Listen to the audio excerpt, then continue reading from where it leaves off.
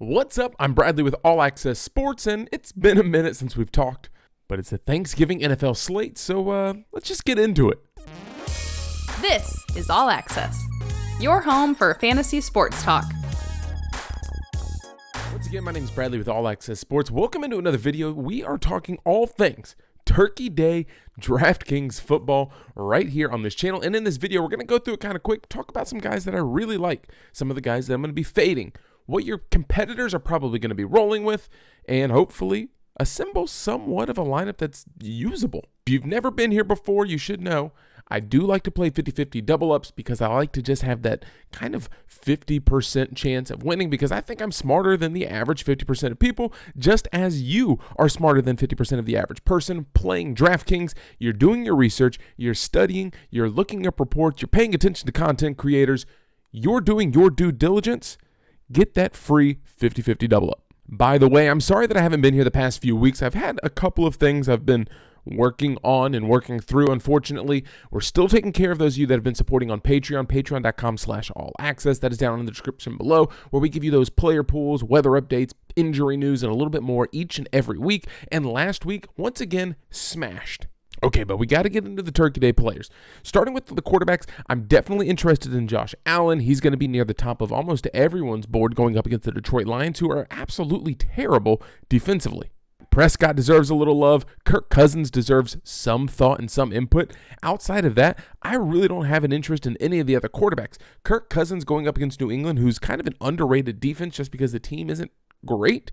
That defense is pretty dang good. Daniel Jones going up against Dallas. It's a run-first team, both with Daniel Jones as well as Saquon Barkley. They want to run the ball first. They're not going to have a lot of passing attempts, so Daniel Jones can be played. Unfortunately for me, not this week against the Dallas Cowboys defense that loves to generate pressure. Jared Goff against Buffalo, not really loving it. Mac Jones against Minnesota, no thanks. I'm looking at the top three guys. For now, we're probably going to just put in Dak Prescott because I think you compare him with a couple of different guys.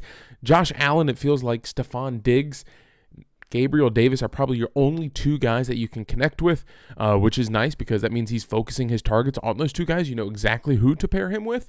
But Dak Prescott, for now, I'm going to lock him in against the New York Giants.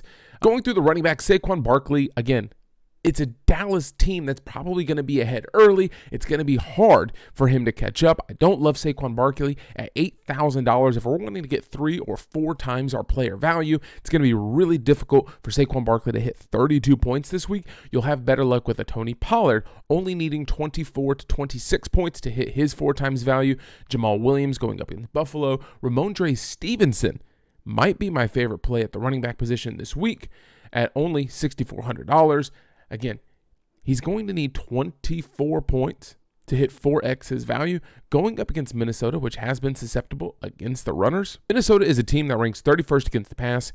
Good for us. The Patriots aren't going to be throwing the ball a whole lot, but it's just enough that Minnesota's going to have to play back a little bit. I think that's going to open up some room for Ramondre Stevenson, who has kind of been on a tear with 14, 16, 21, 23, 25 over the last few games.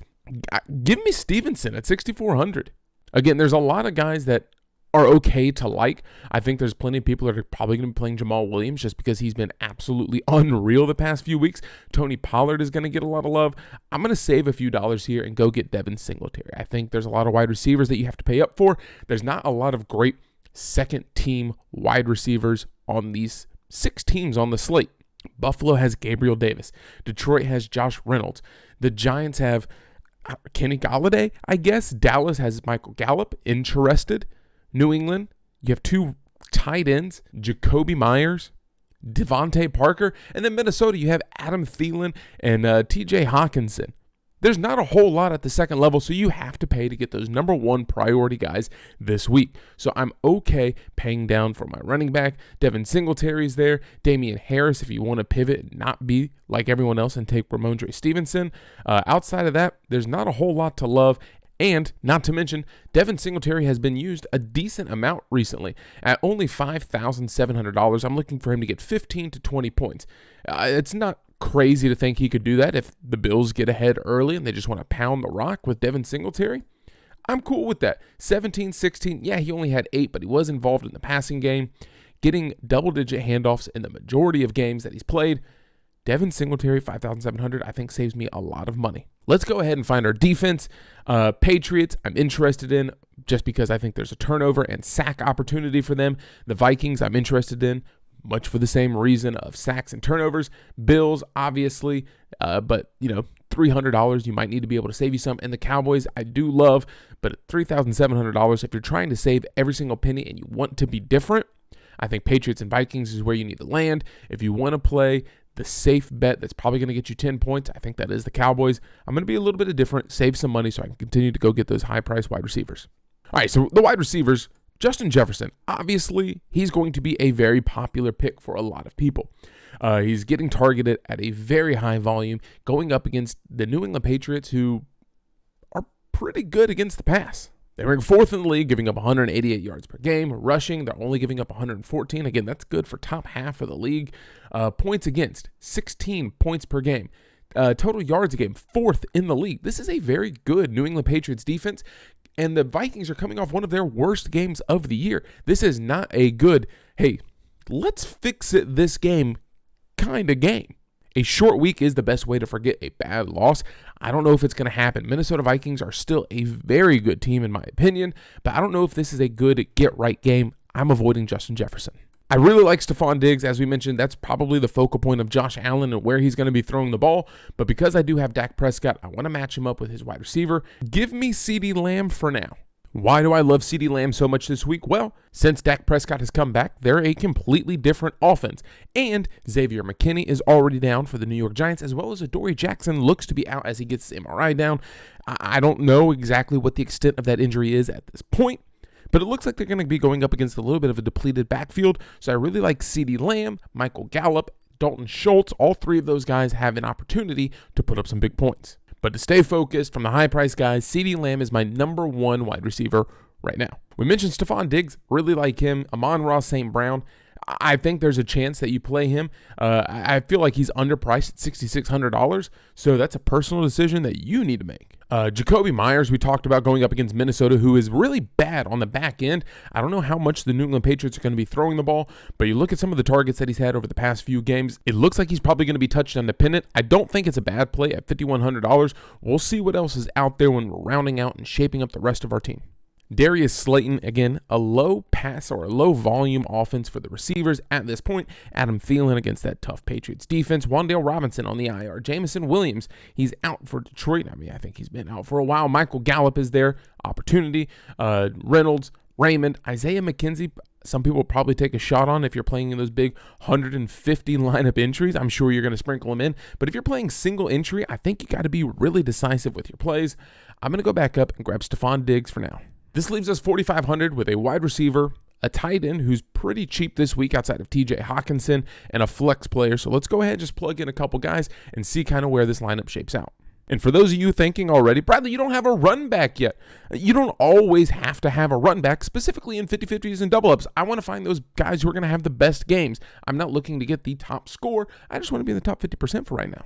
So the first thing we're going to address is our tight end, TJ Hawkinson, again, in a really good spot against Minnesota, who does struggle over the middle in coverage because their defensive linemen and linebackers are so good at generating pressure. That tight end is open usually for some easy throws. Dalton Schultz, he's been amazing since coming back from his knee issues that he's been having all season. 5, 8, 7, 5 targets. The LA Rams game was the first one back with Cooper Rush, I believe. So he's had significant targets, 13, 17. He's getting 4x his value at only $3,800. He's absolutely worth a look, and someone that if you don't want to play Michael Gallup, I think Dalton Schultz is a great play. Dawson Knox probably going to get a good amount of looks against Detroit, who struggles over the middle as well. Hunter Henry, Jonnu Smith, it sucks because whoever I play from these two, it's going to be the other one that scores. I'm letting you know right now, I'm leaning Hunter Henry, which means Jonnu Smith is probably going to get a touchdown. Brock Wright really hasn't gotten involved in the passing offense like we thought he would when Hawkinson was traded away. It looked like Brock Wright was going to step in and fill that role, but he's only had like a handful of targets, maybe 3 or 4 in any of his highest games. Yeah, so 1, and 2 thus far. Not really getting involved like we thought he was going to be. If there's a guy that you want that's dirt cheap at the tight end position that I don't think enough people are talking about, it'd be Luke Kager. And I have a couple of reasons why, so don't just think, oh, Bradley, you're just finding the cheap plug. There's reasons. David Bellinger is still out dealing with that eye socket injury, okay? Lawrence Cager. The Dallas Cowboys generate a tremendous amount of pressure. They're going to have some extended sets with multiple tight ends in the game. They only have, I believe, 2 healthy tight ends at this moment. Lawrence Cager was called up from the practice squad recently. He is their number 1 guy, getting about 75% of the snaps last week. Now, if he's in for more plays because they are a run-heavy team and that he's in there to help block, means there's more opportunities for him to catch a couple passes and kind of just trickle out into the flat. At $2,700, I'm not needing him to get me 20 points in this game. I'm not needing him to get me 7 catches, 8 catches. I need 3 catches for 30 yards. I need 2 catches, one of which is a touchdown. I'm not looking for a whole lot, but they do have limited weapons offensively. Lawrence Cager probably going to be involved in the game more so than usual, even if he's in there just for his blocking, but there's some opportunities for him to trickle out, especially when there's an RPO that's being ran. I think this is going to be probably the best game he has of the season, especially with Bellinger coming back soon. All right, so I'm probably going to drop you off here. Get out of the bus. It's time to go to school. Make your own decisions. If you follow me on Patreon, I might have a lineup for you tomorrow morning. That's Thursday morning, Turkey Day. I cannot wait to eat mashed potatoes and take home a lot of cash. But I'm probably going to round this lineup out over on a Patreon post. Again, that's for those of you that go above and beyond in support of the channels. I greatly appreciate you. Thank you so much. I plan on having weekly videos. Once again, we're going to be rolling now through the end of the season, weekly videos talking about DraftKings, DFS, fantasy football, and any other questions you might have. If you liked this video and found anything interesting or useful, give a thumbs up and subscribe to the channel so you don't miss the next one. Now, if you want to know personally right now where I'm looking as far as how I want to shape up the rest of this lineup, let's drop back over to the wide receivers. Since I have Dak Prescott, it's probably going to be Michael Gallup. Adam Thielen is a really good choice as well. If Josh Reynolds is out, Khalif Raymond probably going to be there in a come-from-behind game where they're going to be having to throw the ball a whole lot. Those are going to be my 3 favorite options for right now.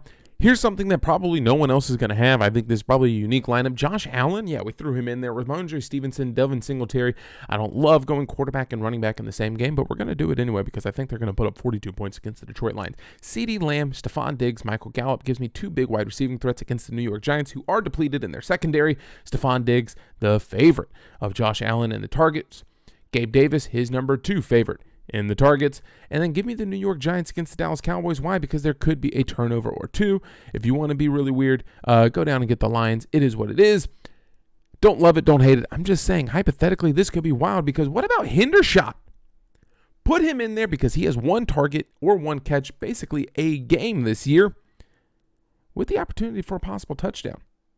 Imagine if you put this out there. Who else is drafting in a single entry tournament? Hendershot. Could be a difference maker because it allows you to get everyone else. That's going to do it for this video, guys. I appreciate you watching. Thank you so much. I appreciate all the support. Leave a like on the video. Drop a comment down below. If you want to follow me on social, I'll follow you back. I appreciate it. I'll see you back here probably Saturday morning with our NFL Sunday slate and your chance to win a Millionaire Maker ticket. I'll see you later.